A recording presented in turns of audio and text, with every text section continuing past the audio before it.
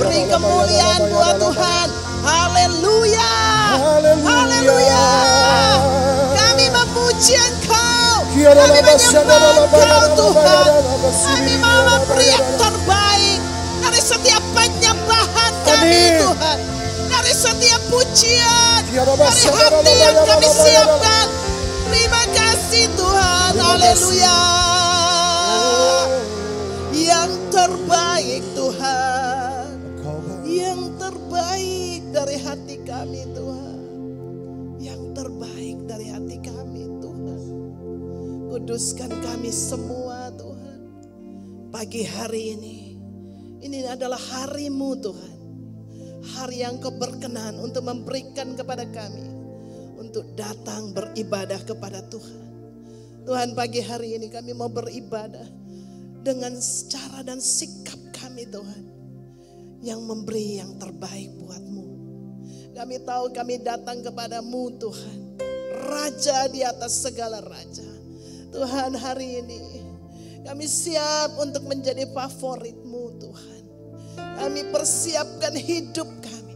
Kami mau belajar Tuhan dari firman-Mu. Kami mau belajar dari kebenaran Tuhan yang Engkau berikan melalui firman-Mu. Oleh sebab itu Tuhan, biarlah Engkau sendiri yang menolong kami. Mari Roh Kudus, Engkau tolong kami semua. Mari Roh Kudus, Kau jamah kami semua. Mari Roh Kudus, Engkau buat telinga kami mendengar, hati kami mengerti. Mari Roh Kudus, Engkau ambil alih setiap pembacaan, setiap perkataan yang keluar dari mulut hamba-Mu ini. Yang tidak punya apa-apa. Tapi biar Engkau ambil alih. Engkau melakukannya. Engkau memberikan yang terbaik. Engkau membuat Tuhan kami mengerti dan menangkap yang ilahi. Di hari ini Tuhan. Hari yang spesial. Hari perkenanan itu Tuhan. Yang kami nantikan, yang kami harapkan dari hidup kami. Adalah untuk menjamu Raja kami. Terima kasih Tuhan, terima kasih. Mari Roh Kudus. Terima kasih Tuhan, terima kasih. Engkau memberikan rema Tuhan. Rema yang menghidupkan. Lewat pembacaan firman-Mu. Lewat pendengaran kami. Dan kami mau bersepakat berkata. Semua yang bukan dari Tuhan. Roh-roh yang bukan dari Tuhan. Kami sepakat mau berkata di dalam nama Tuhan Yesus. Kami tolak keluar dari ruangan ini. Dari pendengaran kami. Dari ruang lingkup hati dan pikiran kami. Kendalikan dan kuasai. Dan biarlah roh Tuhan yang berkuasa atas kami semua. Sehingga tidak ada yang jahat bisa menyentuh hidup kami. Tidak ada yang bukan dari Tuhan bisa ada di tempat ini. Tempat ini dikuasai oleh roh Tuhan. Tempat ini dikuasai oleh roh-Mu Tuhan. Dan Engkau bertahta, Engkau berkuasa. Engkau pegang kendali. Terima kasih Tuhan, terima kasih. Inilah doa kami Tuhan. Kami mau mengucap syukur di dalam nama Tuhan Yesus Kristus. Haleluya. Amin. Shalom, silahkan duduk Bapak Ibu yang dikasihi Tuhan. Puji Tuhan. Hari ini adalah hari yang luar biasa. Saya berterima kasih juga kepada Bapak Gembala yang memberikan kesempatan dan waktu untuk saya bisa membagikan sesuatu buat kita semua. Saya berharap, saya berdoa pagi hari ini kita menangkap hati Tuhan. Tahun ini adalah tahun di mana kita punya tema Favor of God. Ya, perkenanan Tuhan. Saya kira semua orang suka dengar kalimat ini kan. Apalagi saya waktu saya lihat, wah ini bagus sekali ya tema gereja kita tahun ini luar biasa. Berarti Pak Gem sedang diberikan pewahyuan oleh Tuhan untuk membuat semua jemaat Holy Glory menjadi orang-orang yang mendapat perkenanan Tuhan. Puji Tuhan. Saya berdoa itu semua terjadi buat kita. Pagi hari ini ada satu kalimat yang kemarin waktu saya siapkan ini, saya mendapat sebuah tema yang berjudul favorit. Favorit. Ya. Saya kira semua kita punya favorit ya. Ada yang punya favorit soal makanan, ya enggak? Ada yang punya favorit soal ya pokoknya banyak hal ya. Nah, saya cari apa sih arti dari kata favorit yang sebenarnya itu? Ya, kita semua rindu untuk menjadi favorit, iya toh? Senang enggak ya jadi favorit? Ini favoritnya saya. Ini favorit saya, ini makanan favorit saya, ini kendaraan favorit saya, ini gereja favorit saya. Saya kira kita semua punya pilihan untuk itu. Nah, saya lihat dari kalimat bahasa Indonesia, favorit itu sama dengan kesukaan. Kata lain dari favorit, kesukaan, kesayangan, kegemaran, kesenangan, kerinduan. Mungkin bisa tolong bantu dicatat itu dari multimedia. Favorit itu kesukaan, kesayangan, kegemaran, kesenangan, kerinduan. Kurang lebih seperti itu. Ya. Nah, kita belajar, kalau saya ditanya, favorit apa yang paling saya suka di dalam cerita-cerita Alkitab? Khususnya di Perjanjian Lama, saya paling suka adalah kitab Ester. Ya. Itu kitab favorit saya. Saya suka itu berulang-ulang. Karena kenapa? Dalam kitab Ester ini banyak hal yang ilahi yang tersembunyi, rahasia besar kerajaan surga sebenarnya ada di situ. Dan yang paling mendekat, yang paling bisa menggambarkan dan mengimajinasi kita adalah bagaimana Ester ini menjadi favoritnya raja. Mari kita coba baca, kita sama-sama baca saja. Kita buka Ester 2. Mungkin bisa ditayangkan Ester pasal 2.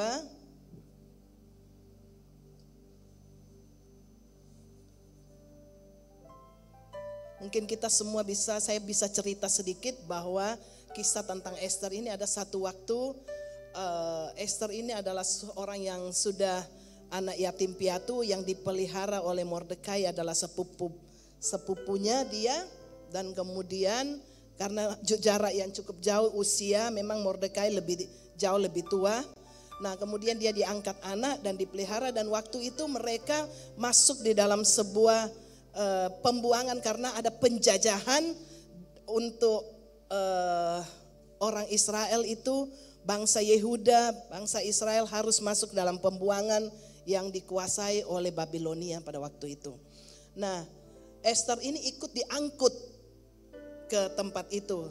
Kerajaan Persia kalau tidak salah waktu itu menguasai, dan rajanya bernama Ahasiweros. Sebenarnya raja ini punya istri, punya ratu yang bernama Wasti. Tetapi karena ketidaktaatan, karena kesombongan, karena banyak hal yang dibuat oleh Wasti waktu diundang untuk datang dipamerkan oleh raja, akhirnya dia tidak datang dan membuat raja marah, sehingga raja harus memutuskan untuk menceraikan Wasti, membuang Wasti, dan dia punya pengganti yang baru. Nah, singkat cerita, terpilihlah tentu untuk masuk seperti yang Iwan pernah cerita, bahkan kita pernah sudah belajar banyak dari kisah Ester ini, bagaimana untuk masuk menjadi seorang pilihan, apalagi raja ini yang mau cari permaisuri, tentu kayak ada Miss Universe, ada pemilihan ratu-ratu, pemilihan wanita-wanita cantik, dan tidak mungkin ada yang tidak cantik yang bisa masuk di dalam nominasi untuk raja ini. Nah, di sini kita lihat bahwa Ester akhirnya terpilih menjadi salah satu orang yang masuk di dalam nominasi untuk terpilih sebagai ratu. Sebelum sebagai ratu, dia seorang wanita yang waktu itu dipersiapkan untuk menghadap raja. Nah, terus kita baca di ayat 9, apa sih rahasianya sampai orang bisa terpilih?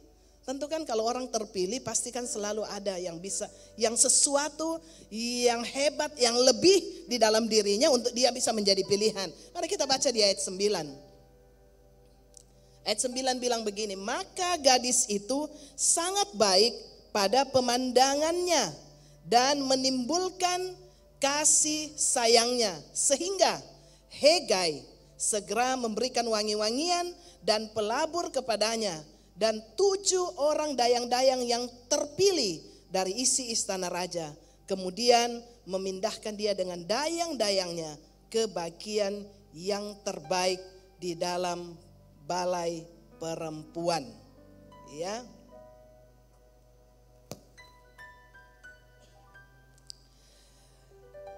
Hegai ini adalah orang yang punya kekuasaan, punya otoritas di tempat itu untuk pindahkan. Oh, ini masuk di dalam kategori pilihan, sehingga dia dibawa masuk ke tempat yang lain yang ternyata di sini Esther mendapat tempat yang terbaik yang dipilih oleh Hegai.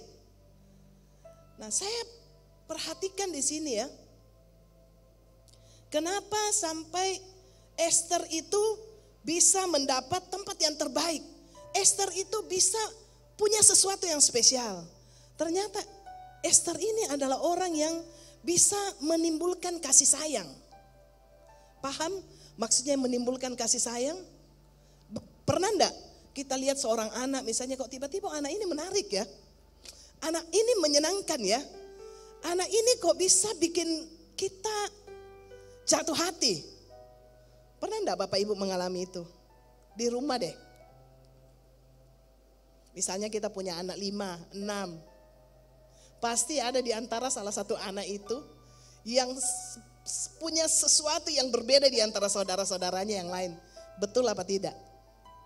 Ya, mungkin karena Ivan cuma sendiri jadi ya mantap lah, top dia, tanpa saingan. Ya, tapi seperti itulah kira-kira. Ya, di antara misalnya kita punya perusahaan, kan kita punya karyawan banyak. Pasti ada di antara mereka itu yang punya spesial di hati kita. Ini kalau kita dalam bekerja. Nah, oleh sebab itu kita harus belajar di sini bagaimana seperti Esther ini, apa sih yang ada di dalam Esther ini sehingga setiap kali orang lihat dia, Mordekai pertama lihat dia, udah langsung angkat dia jadi anak. Sampailah dia di istana raja, ketemu dengan Hegai, membuat Hegai jatuh hati sama dia untuk mendapatkan kasih sayang. Terus ini Esther ini bawaannya seperti itu. Nah, tentu kita bertanya, ada apa sih di balik Esther ini? Sehingga dia bisa menimbulkan kasih dan sayang buat orang yang melihat dia. Ya. Kemarin waktu saya berulang tahun, waktu Ibu Iin bawakan soal cerita tentang ini, saya senang sekali. Karena saya diingatkan kembali bagaimana cerita Mordekai, bagaimana cerita tentang Esther ini. Dan Esther itu dia bilang begini, Esther itu dalam bahasa Persia, arti nama Esther itu adalah bintang. Tetapi sebenarnya Esther nama Yahudinya itu adalah Hegai. Hadasa. Hadasa itu artinya adalah sesuatu yang indah. Ya, sesuatu yang indah. Jadi berangkat dari sebuah nama sesuatu yang indah, dia harus jadi bintang. Ya. Nah, jadi di dalam hidup Esther ini memang sudah terpancar keindahan itu. Artinya dia bukan hanya cantik secara jasmani, tetapi dia cantik juga secara batinianya dia. Jadi terpancar kecantikan itu dari dalam Esther. Pertama, Esther itu adalah orang yang sangat taat. Karena kenapa? Dia adalah orang yang dengar-dengaran. Itu membuktikan kecantikan hatinya. Buktinya, apa yang kita bisa lihat? Waktu Mordekai bilang begini, kamu masuk di sana jangan cerita soal asal usulmu bahwa kamu orang Yahudi. Dan Esther tidak menceritakan itu.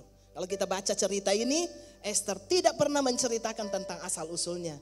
Jadi dia cuma bilang bahwa dia adalah Esther. Namanya seorang bintang. Nah, kemudian apalagi yang kita lihat di sini?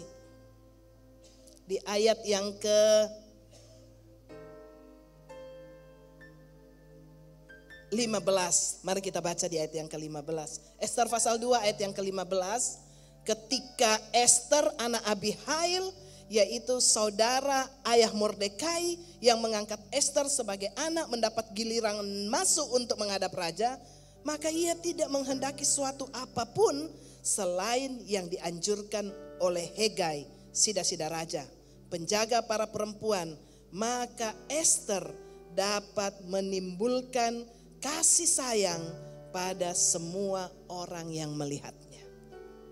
Semua orang yang melihatnya loh, ya, menimbulkan kasih sayang.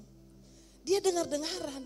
Hegai bilang, kalau kamu masuk di sana, ada sebuah ruang perbendaharaan raja yang dimana di dalamnya itu semua terdapat semua perhiasan, emas, berlian, semua yang indah-indah.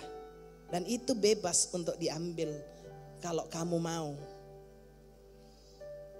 Jadi dari semua wanita-wanita yang sudah masuk di dalam area ini, semua apalagi mereka kaget lihat harta yang bergelimangan dan mereka punya hak untuk ambil itu. Jadi yang lain tentu pikir, saya ambil dulu semua. Saya ambil seberapa yang bisa saya ambil. Tapi mereka tidak tahu bahwa ternyata penilaian itu ada di situ juga. Makanya Hegai bilang, jangan ambil itu.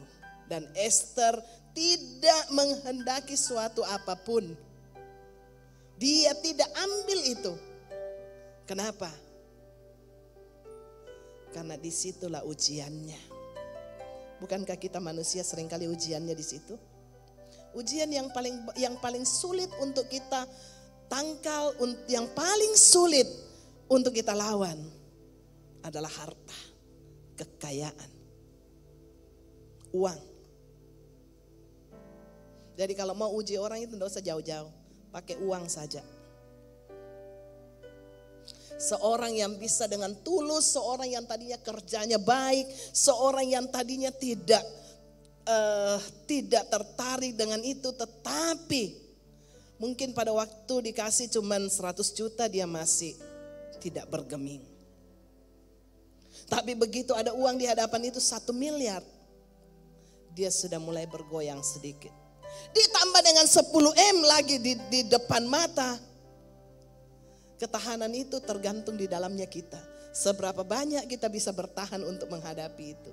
Jadi tidak sulit untuk menguji. Ujian yang paling berat itu sebenarnya adalah ujian menghadapi harta kekayaan. Ujian yang paling berat itu adalah menghadapi itu. Dan jarang-jarang kita bisa lulus untuk hal yang satu ini. Tapi buktinya Esther bisa lulus ya. Esther lulus. Demikianlah Esther ayat 16, demikianlah Esther dibawa masuk menghadap Raja Ahasiweros ke dalam istananya dalam bulan yang ke-10, yakni bulan Tebet, pada tahun yang ke-7 dalam pemerintahan Baginda. Ayat 17.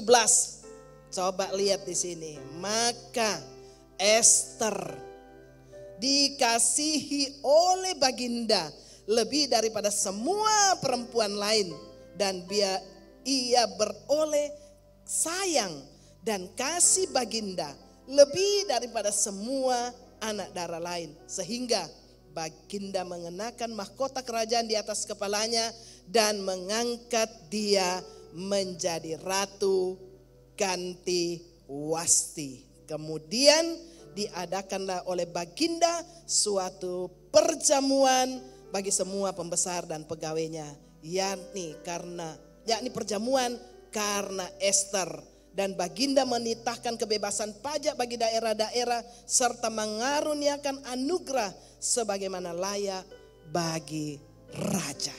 Luar biasa. Langsung. Kenapa? Pasti raja tanya, kira-kira begini gambarannya, tidak diceritakan di sini. Kira-kira Esther, kamu mau apa? Bukankah pernah ditawarkan itu kepada? setengah dari kerajaanku. Nanti kita akan lihat sebentar, baca itu. Setengah dari kerajaanku akan kuberikan. Ya. Tapi apa kata Ester? Saya tidak menghendaki kerajaan. Jadi Ester tidak mau kerajaannya, tapi dia mau rajanya. Harus kita bedakan ini ya. Ditawarkan kerajaannya setengah loh. Tapi Ester bilang, saya tidak mau kerajaanmu, tapi saya mau rajamu. Apakah kira-kira raja tidak kelepek-kelepek hatinya dengar yang seperti ini? Membuat raja itu makin jatuh cinta. Membuat raja itu punya kasih sayang yang lebih dari semua perempuan. Kalau soal kecantikan, mungkin buat saya ada yang lebih cantik dari Ester. Karena kecantikan di luar kan bisa aja diukur. Tetapi ternyata Ester punya kecantikan batin yang luar biasa. Itu yang Ester miliki. Sehingga dia bisa menimbulkan kasih dan sayang baginda. Dan pada saat itu juga dia dikaruniakan sebuah mahkota sebagai ratu di kerajaan Persia, Ahasiweros. Ini raja, bukan raja ecek-ecek loh, bukan raja yang punya hanya raja kerajaan Inggris, bukan. Raja ini punya 127 daerah yang dia kuasai dan 3 benua yang dikuasai oleh raja ini. Sehingga punya kekuasaan yang sangat besar, punya kekayaan yang sangat luar biasa, punya semua secara dunia. Mari kita melihat pelajaran di sini. Bagaimana seorang Ester bisa memenangkan semuanya. Waktu Ester sudah dalam istana, ya, dia sudah tinggal di dalam istana, kan sudah enak toh? Ada ujian yang datang lagi. Dan ini dia harus lulus. Ujiannya itu apa? Karena waktu itu ada sebuah persekongkolan dari musuh, dari Haman, kita tahu dari cerita ini, untuk memusnahkan orang Yahudi. Nah, di sini kita lihat peranannya Ester di dalam istana. Waktu Mordekai pamannya ini tahu bahwa wah, ini sudah mulai terjadi sebuah persekongkolan untuk membunuh raja, itu kira-kira ada seperti itu. Dan kemudian ada rencana untuk membunuh seluruh orang-orang Yahudi. Itu yang akan dilakukan oleh Haman. Waktu Mordekai datang sampaikan itu kepada Ester, Ester tuh masih bilang begini loh. Kau akan tahu bahwa saya ini selama 30 hari ini tidak pernah dipanggil menghadap raja. Saking sibuknya raja. Karena dia ngurus 127 daerah di dalam kerajaan. Dia adalah orang yang cukup sibuk. Oleh sebab itu selama 1 bulan Ester ini tidak pernah dipanggil sama raja. Mungkin karena raja saking terlalu sibuk. Dan dia bilang ada berlaku undang-undang. Kalau sampai saya datang menghadap raja dan itu karena tidak dipanggil, berlaku satu undang-undang, yaitu orang itu harus mati. Itu undang-undang yang tidak bisa dibatalkan, tidak bisa dilanggar. Ya, dia sampaikan Mordekai. Tapi apa yang Mordekai bilang? Nah, ini bagusnya. Seorang ayah, peranan yang luar biasa dari Mordekai. Dia bilang begini, Ester, jangan kira ya, karena kau di dalam istana, kau itu terluput dari semua bencana ini, semua kematian. Kau kira kau bisa aman, karena kau juga adalah orang Yahudi. Tetapi ingat ya, kalaupun kau tidak mau bertindak, kau tidak mau menolong, kamu tidak mau melakukan sesuatu bagi kami, orang Yahudi, akan datang pertolongan dari Tuhan. Tuhan bisa pakai orang lain untuk tolong orang bangsa kami. Karena Mordekai tahu perjanjian Tuhan atas orang Yahudi, atas bangsa Israel itu tetap turun-temurun dan tidak pernah berubah. Dan ini dia ingatkan kepada Ester. Ester, ingat ya perjanjian itu. Ingat perjanjian itu bahwa pertolongan Tuhan pasti datang. Pernahkah kita di saat-saat kita lemah, di saat-saat kita menghadapi musuh, Musuh itu bukan cuma di luar, musuh itu bukan cuma iblis di depan. Musuh itu adalah diri kita sendiri kadang-kadang. Musuh itu ada di dalam kita semua. Ya, dan ini harus ditaklukkan. Apa itu musuh? Musuh itu adalah kesombongan di dalam diri kita. Yang sadar ataupun tidak itu semua ada pada semua orang, termasuk pada saya. Ya. Nah, kita lihat di sini, waktu ada seorang Mordekai yang mengingatkan kepada Esther, Esther langsung kuat. Dia langsung bangkit, dia bilang oke, kalau begitu sampaikan kepada Mordekai, bantu saya, kita kerjasama. Saya dan dayang-dayangku semua akan puasa 3 hari, 3 malam. Baik malam maupun siang, kami tidak akan makan dan minum. Dan kamu juga sampaikan kepada seluruh Yahudi, seluruh orang Israel, bahwa mari kita puasa sama-sama. Untuk menghancurkan, untuk kita bisa lepas dari semua perbuatan-perbuatan kejahatan dari orang-orang yang merancangkan itu kepada kita. Dan terjadilah waktu mereka sudah puasa selama 3 hari 3 malam. Kemudian Esther di sini hari yang ketiga. Mari kita mulai baca. Bersautan ya. Kita baca ini sampai ayat 8.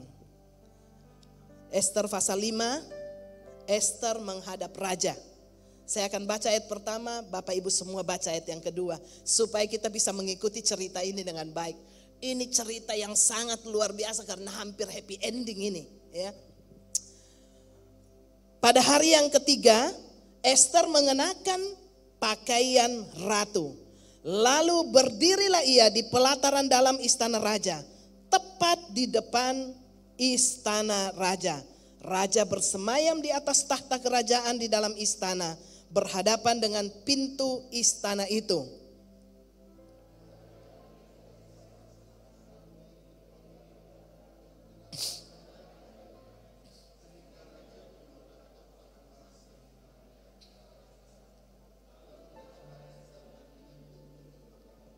Tanya raja kepadanya, apa maksudmu hai Ratu Esther dan apa keinginanmu?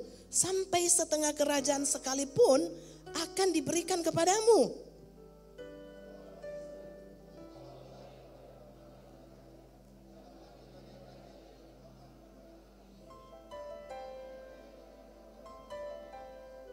Maka titah raja, suruhlah Haman datang dengan segera supaya kami memenuhi permintaan Esther. Lalu raja datang dengan Haman ke perjamuan yang diadakan oleh Esther.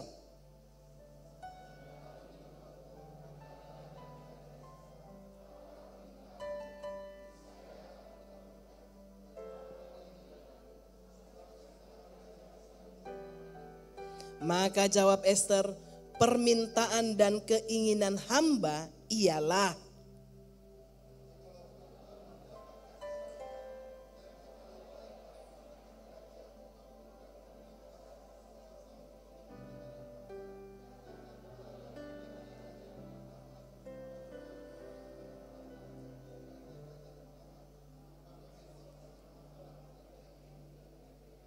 puji Tuhan.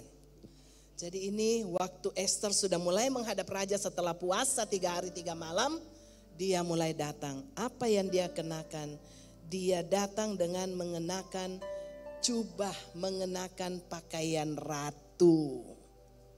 Ini rahasia yang pertama untuk menghadap raja di atas segala raja. Untuk menghampiri tahtanya raja itu, dia perlu mengenakan jubah keratuannya dia.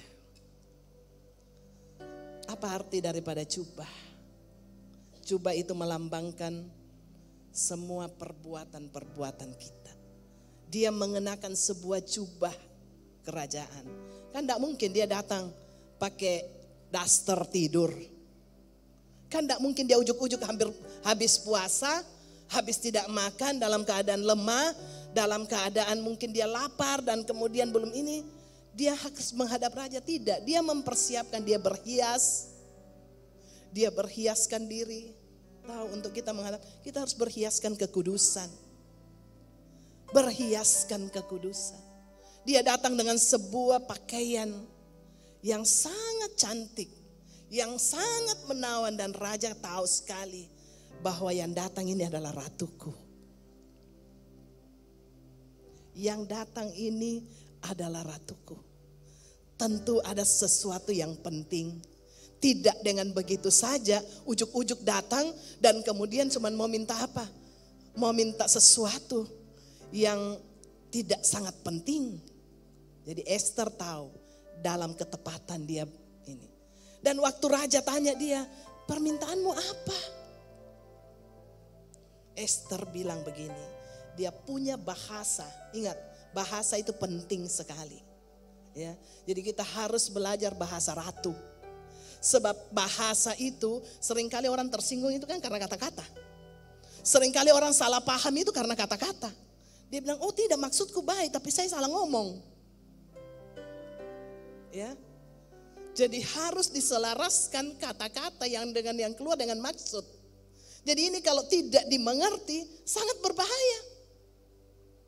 Ya enggak, kan banyak orang miskom. Miskom kenapa? Karena kata-kata. Jadi Esther ini dia sangat menjaga kalimat-kalimat yang keluar. Apa yang pertama dia bilang? Jawab Esther, jikalau baik pada pemandangan raja.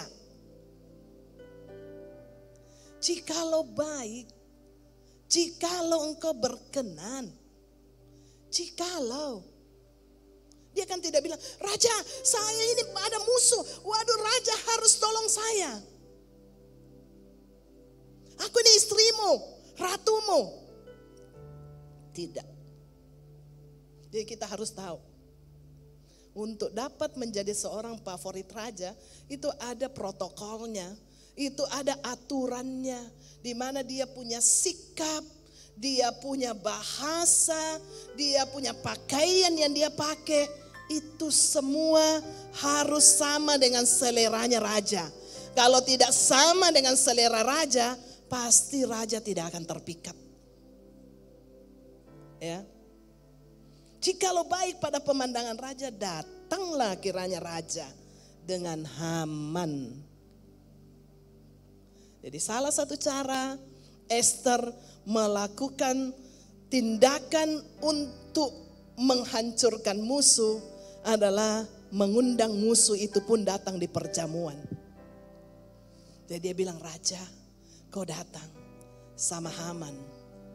Wah, Haman yang dengar ini dia bilang, wah luar biasa ya. Berarti memang saya ini orang penting. Kalau kita baca di cerita-cerita yang lain di ayat-ayat yang sebelumnya dan selanjutnya, Haman ini adalah orang yang sangat punya niat jahat terhadap orang Yahudi. Kenapa? Saya dapat satu rema pewahyuan dari ada seorang hamba Tuhan. Ternyata si Haman ini adalah orang Agag. Orang Agag itu adalah orang Amalek yang sebenarnya waktu zaman Saul Tuhan suruh menghabisi musuh orang Amalek ini. Ternyata karena Saul tidak menghabisi dia, maka dia menjadi bumerang. Dia menjadi musuh turun-temurun yang tidak pernah berkesudahan terhadap orang Israel. Itulah kesalahan dari sebuah keturunan generasi yang sebelumnya. Ya, kenapa waktu itu Tuhan bilang habisi Amalek? Tapi Saul terpikat dan itu yang menjatuhkan dia. Dia tidak menghabisi itu. Dia tidak taat. Dan akibat ketidaktaatan dia, maka inilah sesuatu generasi selanjutnya tanggung sesuatu akibat. Kita lihat di sini ya kembali. Jikalau baik, musuh itu diundang. Pernahkah kita terpikir, ada enggak terpikir kalau orang jahatin kita, kita mau undang dia makan? Boro-boro. Tapi ada satu cerita waktu peperangan Yosua kalau tidak salah atau apa itu melawan musuh. Pada waktu itu pemberontak, perampok dan semua. Oh waktu zaman Nabi Elisa. Yang bolehkah kita habisin ini semua? Karena orang itu sudah dibutakan toh sama Tuhan. Jadi musuh-musuh itu sudah dibutakan waktu mereka melawan orang Israel. Dan kemudian Tuhan bilang sama Nabi itu, dia bilang, bolehkah raja itu, maksudnya boleh kita habisin ini? Jangan habisin itu. bawa mereka dan kasih mereka makan. Dan sejak saat itu tidak pernah terjadi lagi perampokan, tidak pernah lagi terjadi pemberontakan, tidak pernah. Dan zaman itu adalah zaman aman. Karena kenapa? Musuh ditaklukkan dengan menjamu mereka untuk makan. Seringkali ada strategi Tuhan memang yang luar biasa. Demikianlah ini yang dilakukan oleh Esther. Dia jamu, mari makan dulu. Oke, kemudian dia bilang, jadi dia tidak buru-buru ya, tidak tergesa-gesa. Seringkali kita tergesa-gesa kan di dalam hati ini sudah jengkel dan dongkol. Ternyata Esther itu tidak punya kedongkolan loh. Kalau dia dongkol, dia jengkel sekali, pasti waktu raja bilang, apa permintaanmu? Pasti dia sudah bilang. Ini kita lihat, kecantikan sesungguhnya Esther itu dia tidak punya dendam, dia tidak punya rasa itu. Tapi dia tunggu waktu yang tepat. Bagaimana menyampaikan dan minta supaya raja sendiri yang membereskan itu. Ya. Terus dia apa lagi? Dia undang lagi untuk datang ke pesta hari berikutnya. Jadi bukan hari itu. Jadi waktu dia habis menghadap raja, malamnya itu menjamu dulu kan. Dia tahu selera raja itu orangnya suka pesta. Kasih makan, kasih minum, cerita. Sampai akhirnya raja senang, dia bilang oh besok. Dia kasih penasaran juga, dia bilang besok baru kau raja. Sekiranya raja berkenan datang, besoklah kau datang lagi. Nah di tengah-tengah waktu 1 malam berlaru itu. Ya, 1 malam, semalam waktunya, jedanya. Itu Tuhan intervensi. Membuat sebuah alur cerita baru. Apa yang tidak diketahui oleh Esther. Apa yang tidak diketahui oleh Mordekai. Apa yang tidak diketahui yang tersembunyi. Tuhan buat raja tidak bisa tidur. Dan kemudian melalui ketidak bisa tidurnya itu, dia akhirnya kenapa tiba-tiba dia minta supaya coba lihat dalam catatan itu pada waktu dulu raja itu mau dibunuh sama orang, siapa yang berjasa? Ternyata yang berjasa itu adalah Mordekai. Itu sudah dilupakan dan waktu itu raja tanya, apa yang diberikan kepada dia? Oh enggak ada apa-apa, dianugerahkan kepada, oh enggak terima apa-apa. Lihat ya, nih lihat Mordekai dan Esther. Dalam sebuah peranan yang luar biasa untuk melihat perbuatan Tuhan yang ajaib. Untuk sebuah keselamatan buat bangsa Yahudi pada waktu itu. Inilah rekayasa ilahi. Seringkali ada rekayasa Tuhan di dalam diri kita yang kita tidak tahu. Tuhan bisa buat. Yang bikin tidak tidur raja kan tidak mungkin. Dia habis minum-minum, dia habis pesta-pesta. Biasanya habis minum kan orang langsung tidur lelap. Biasanya katanya, saya tidak tahu karena belum merasakan itu. Tetapi yang pasti yang saya dengar katanya kalau orang sudah minum, biasanya dia ketiduran. Nah ini dia dibikin tidak bisa tidur. Hanya untuk menganugerahkan kehormatan kepada Mordekai. Lewat apa? Lewat musuhnya. Jadi Haman pikir ini buat dia. Tetapi ternyata itu lewat musuhnya. Tuhan pakai sesuatu untuk mendatangkan kebaikan. Tuhan bisa ubah segalanya untuk mendatangkan kebaikan. Nah, mari di sini kita lihat kembali apa sih sebenarnya syarat untuk menjadi favorit raja? Ya, tadi dia sudah mengenakan jubah, dia menjaga perkataannya, kemudian sikap hati yang dimiliki, yaitu adalah waktu dia mengenakan jubah itu, Tuhan minta kita mengenakan jubah kekudusan. Jubah keharuman. Esther ini sudah punya itu. Dia punya kudus. Kalau dia tidak perawan, tidak mungkin dia bisa dibawa untuk masuk kepada raja. Karena raja butuh gadis-gadis yang masih suci, yang masih murni. Dan itulah yang dimiliki oleh Esther. Yang kedua, dia memiliki kerendahan hati. Karena kalau dia tidak rendah hati, dia tidak akan mungkin dengar-dengaran. Coba lihat orang yang tidak dengar-dengaran itu pasti sombong. Tidak mau dikasih tahu, nanti waktu sudah jatuh, waduh, kena ya. Jadi kalau orang yang tidak mau dengar-dengaran, tidak mau taat, itu masuk dalam kategori sombong loh. Ya. Kemudian dia memiliki, ini dimiliki loh ya. Dimiliki, harus dimiliki. Memiliki kerendahan hati. Terus 3, dia memiliki apa? Kerelaan untuk berkorban. Dia bilang, kalaupun aku harus mati, biarlah aku mati.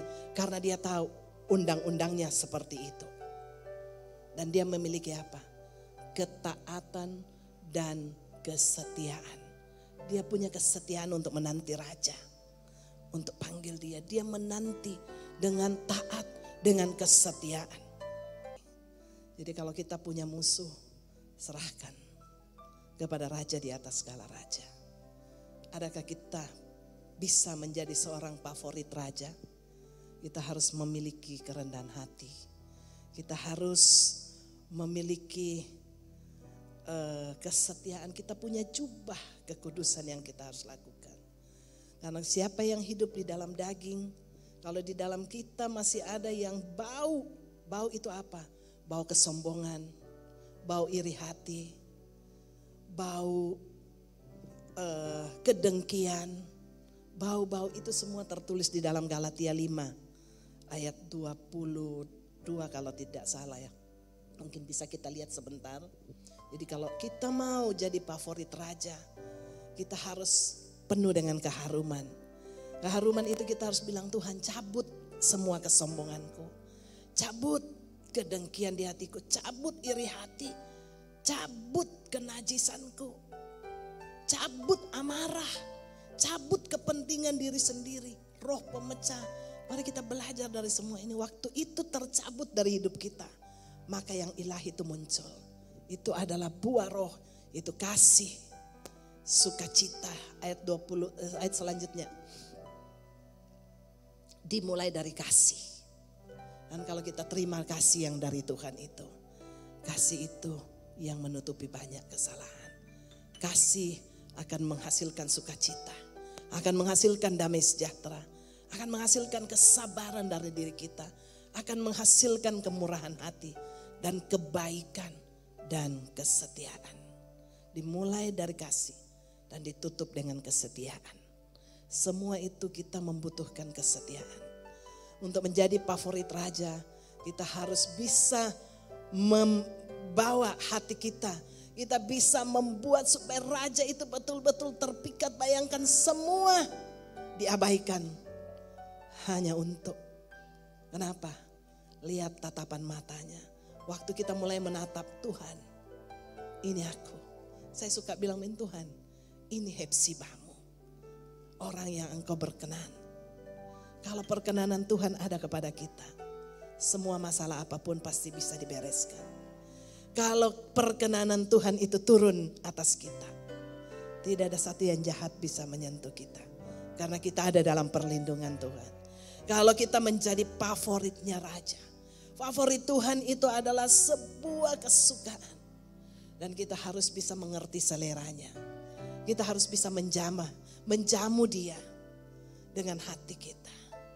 Esther bilang begini, kau sudah tahu semua latar belakang saya. Untuk membuktikan, ini bukti bintang itu. Bintang itu tidak keluar dari luarnya saya, dari kecantikan luar. Tapi bintang itu keluar dari kecantikan dalam. Bagaimana dia mencintai raja dengan sepenuh hatinya. Dia sudah terbukti, dia tidak mau kerajaan, tapi dia mau rajanya. Dia tidak mau semua yang ditawarkan oleh dunia, tapi dia mau adalah tawaran surga. Kalau hari ini kita ambil keputusan dalam hidup kita, bahwa saya mau Tuhan. Kalau kita mau jadi favoritnya Tuhan, kalau kita mau jadi favoritnya Raja, itu Yesus Kristus Tuhan kita. Kita harus ingat bahwa apa yang dia sukai itu harus menjadi kesukaan kita. Bahwa apa yang menjadi keinginan-keinginan dalam dunia ini, kita ganti dengan keinginan surga. Dan itulah Purim, pembalikan keadaan terjadi, dimulai dari cerita endingnya Esther. Dan saya suka cerita ini, karena apa? Happy ending. Ya, happy ending. Endingnya itu bahagia. Kalau kita ikut Tuhan, sekalipun kita terseok-seok, kita mengalami banyak masalah, tapi endingnya pasti bahagia. Kalau kita serahkan hidup kita kepada Tuhan, pasti endingnya Akhir daripada hidup kita adalah kerajaan surga. Akhir daripada hidup kita adalah bersama-sama selama-lamanya dengan Raja. Dan dia menjadi ratu selama-lamanya di kerajaan Persia. Menjadi ratu, seorang raja yang sangat kaya raya, yang sangat berkuasa. Apalagi kita. Ini sebuah gambaran bagaimana kita menjadikan kita sebagai Ester yang menjadi favorit raja. Kita menjadi bintang-bintangnya Tuhan yang menjadi favorit Yesus Kristus. Sehingga kedapatan waktu kita datang kepada Tuhan, hanya mata kita menatap matanya. Dia sudah punya, dia sudah tahu. Yang datang ini adalah ratuku. Yang datang ini adalah mempelaiku. Yang datang ini adalah pengantinku. Dan kita akan masuk dalam pesta perjamuan anak domba pada akhirnya. Oleh sebab itu mari kita bangkit berdiri. Kita siapkan hati kita. Kita berdoa kepada Tuhan. Tuhan, aku mau. Mari kita bangkit berdiri. Kita nyanyikan. Jangan biarkan aku menjauh. Jangan biarkan aku pergi. Jangan biarkan aku berlari menjauh dari tata kasih karunia yang Kau beri. Dalam Ibrani 4 ayat 16 dibilang begini, sebab itu marilah kita dengan penuh keberanian menghampiri tahta kasih karunia, supaya kita menerima rahmat dan menemukan kasih karunia untuk mendapat pertolongan kita pada waktunya. Yes, Lord. Di hadapanmu, di pelukanmu, itulah hidupku. Mari kita nyanyikan pujian ini, kita angkat hati kita kepada Tuhan, supaya semua kesombongan kita dipotong, semua amarah, kemarahan, kebencian, kedengkian, hal-hal yang tidak berkenan di hadapan Tuhan. Mari kita mulai potong dari hidup kita. Mari kita lepaskan dan kita ganti dengan sebuah pembalikan keadaan, bahwa Tuhan akan membuat pembalikan keadaan itu terjadi di dalam hidup kita semua.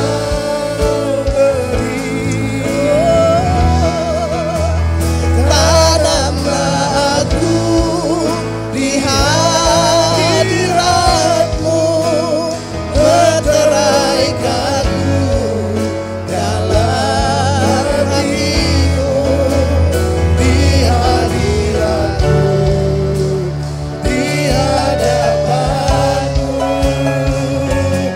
di pelukan-Mu, itulah hidupku.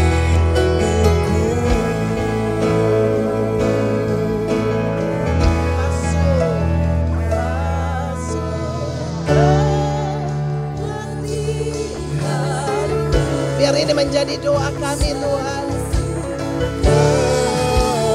Biar ini menjadi doa kami, Tuhan. Masuk ke letihan kami, masuk ke bekuan kami, Tuhan.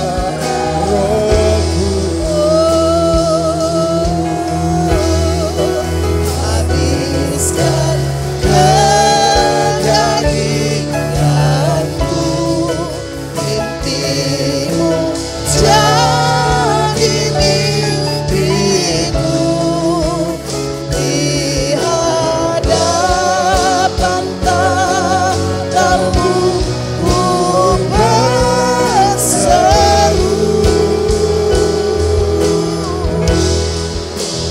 Jangan biarkan aku pergi, jangan biarkan aku berlari menjauh dari tata karunia yang Kau beri. Tanamlah aku di hadirat-Mu, meteraikanku dalam hati-Mu, di hadirat-Mu, di hadapan-Mu, di pelukan-Mu, itulah hidupku. Musik dan singer nyanyikan pujian ini dengan suara yang sangat perlahan. Mari kita semua berdoa. Mari kita angkat hati kita kepada Tuhan. Kita mau berkata, Tuhan, ampuni semua kesombongan, ampuni semua keiri hatian, ampuni semua keamarahan yang ada di hati, ampuni semua kenajisan kami, ampuni Tuhan ketidaksetiaan kami, ampuni dan ampuni semuanya Tuhan. Tuhan, angkat itu semua supaya itu tidak menjadi hambatan untuk kami menjadi favorit-Mu Tuhan. Ampuni Tuhan, biar supaya kami mempersembahkan hati kami dengan tulus, dengan berhiaskan kekudusan, dengan memiliki kerendahan hati untuk mau diajar dan mau belajar terus Tuhan. Dengan memiliki Tuhan ketaatan dan kesetiaan kepadamu, biarlah itu Tuhan menjadi bagian kami. Tuhan, terima kasih Tuhan, terima kasih Tuhan, terima kasih Tuhan untuk sebuah gambaran, untuk sebuah cerita indah tentang Tuhan. Untuk kami inginkan hati-Mu Tuhan.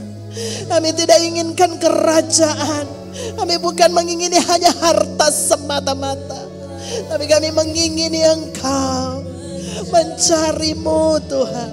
Sehingga apapun yang kami lakukan karena kami cinta kepada Tuhan. Kami melayani karena cinta, kami memberi karena cinta, kami melakukan apapun juga itu karena kami mencintai-Mu Tuhan. Biar hati kami Tuhan Kau bersihkan dengan firman-Mu. Biar hidup kami Tuhan, supaya Engkau dapati menjadi bintang yang bersinar, menjadi kesayangan-Mu, menjadi kerinduan hati-Mu untuk selalu menjumpai kami Tuhan. Dan kami juga selalu ingin dan merindukan untuk menjumpai Tuhan di setiap bagian hidup kami. Terima kasih Tuhan, terima kasih Tuhan, terima kasih. Inilah doa kami, biar hati kami selalu siap, biar hati kami selalu siap Tuhan. Hati kami siap Tuhan, terima kasih Tuhan. Saya serahkan kepada-Mu.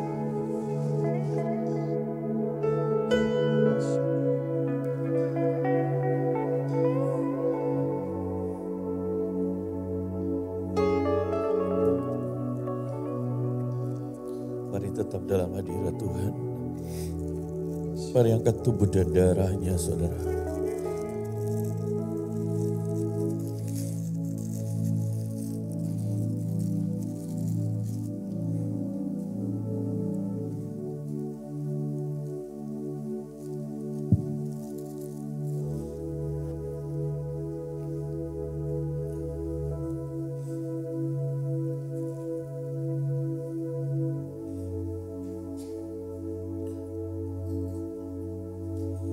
Tangan saudara adalah bukti pengorbanan, bukti kasih Tuhan atas setiap hidup kita. Bukti cintanya yang terus dan terus dan terus mencintaimu.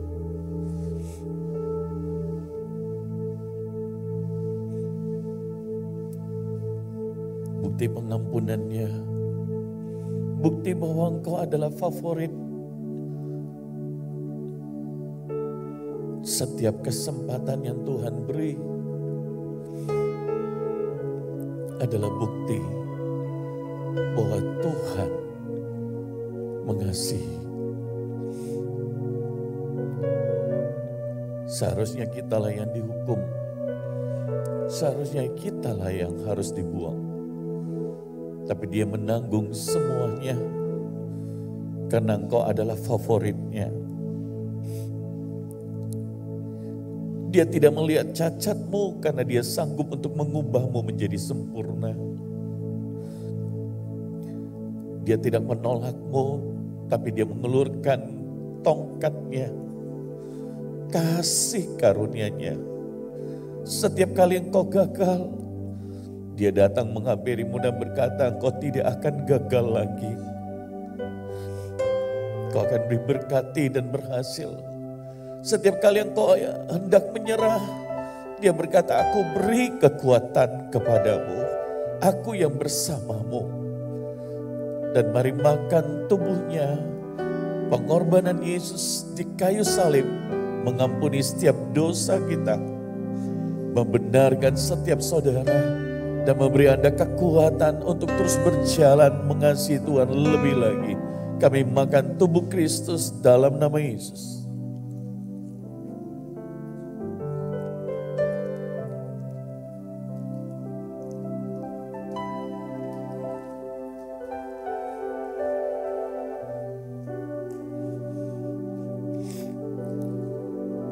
Mari angkat darah Yesus.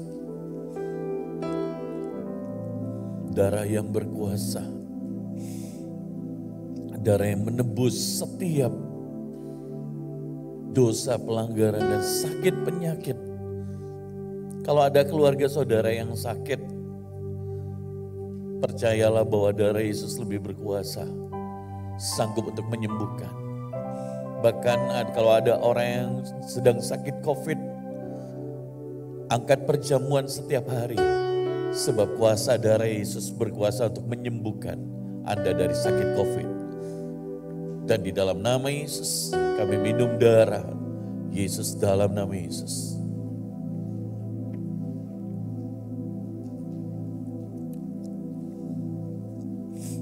Kami bersyukur Tuhan buat firman-Mu.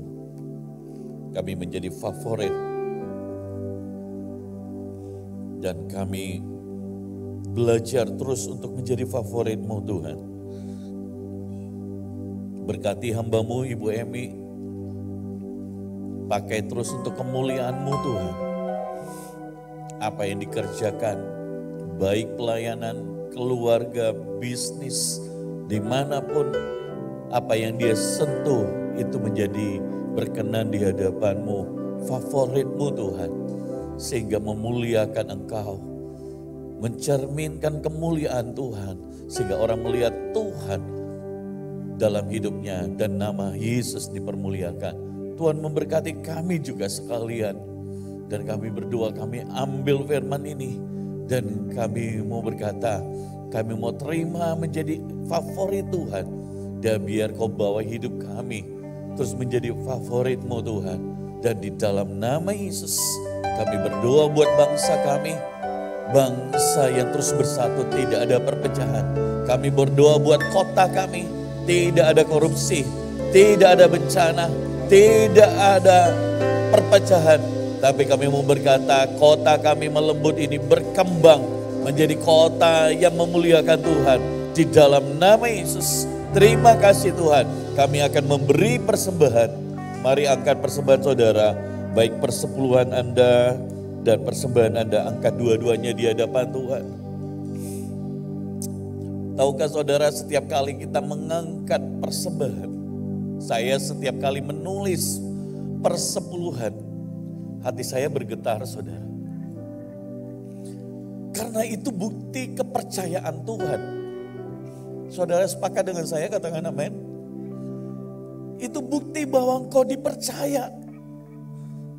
Kalau jumlahnya semakin meningkat, hati saya semakin bergetar saudara. Bugem hari ini sedang ada di sebuah kota Palu menggantikan Ivan, dan waktu di sana sedang ramai, ada sogogi di sana, bukan juga pelayanan pimpin ibadah di anak-anak di sana, karena kita akan buka cabang juga di gereja. Dan waktu saya lihat ramai, hati saya menangis, saudara.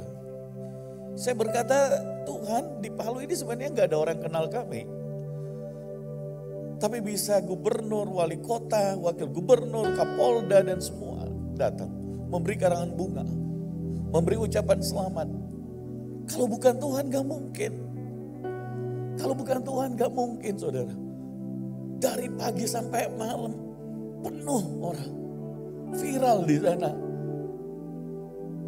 Dan ketika saya tadi tulis perpuluhan, saya nangis. Saya berkata, terima kasih Tuhan. Kalau kau percayakan keuangan. Dan Tuhan bilang, nah sebentar sampaikan hal itu. Ketika jumlahnya meningkat, Anda harus justru tambah bersyukur. Karena kau dipercayakan Tuhan sebagai bendahara. Yang setuju dengan saya katakan amin, saudara.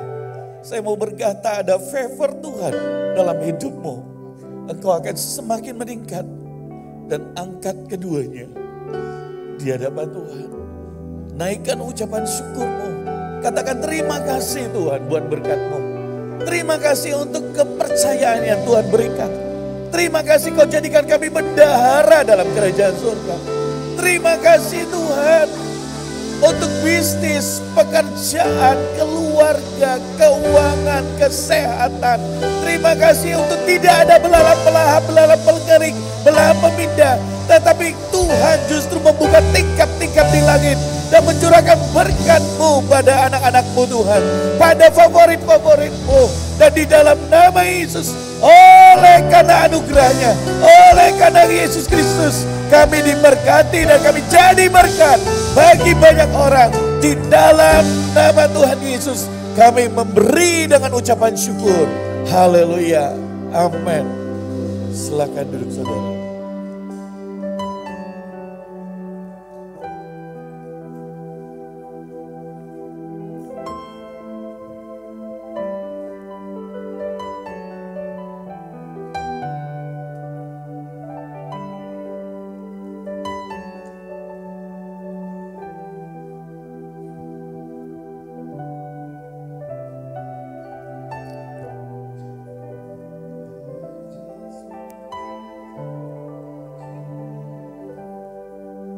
Katakan thank you Lord.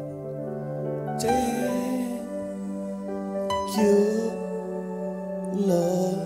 Katakan thank you Lord. Thank you.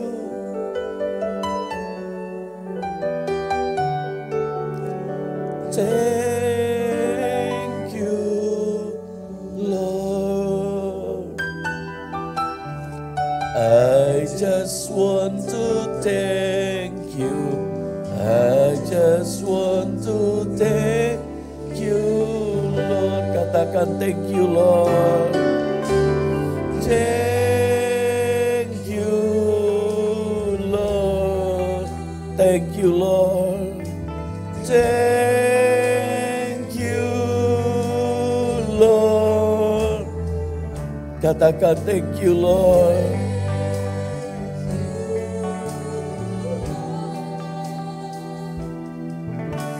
I just want to thank you.